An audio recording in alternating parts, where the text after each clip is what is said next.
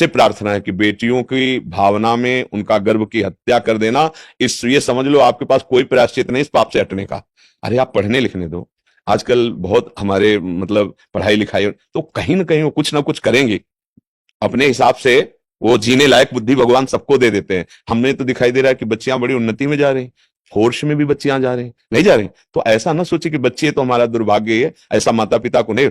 और कई जगह हमने देखा जहां बूढ़े माता पिता को कोई सहयोग नहीं देता, तो हमने देखा बच्चियां ही सहयोग देती हैं। कभी लड़कों को किडनी देते हुए नहीं देखा अपने बाप को। जहां सुनने को आता है तो बेटी ही किडनी देती नजर आती है।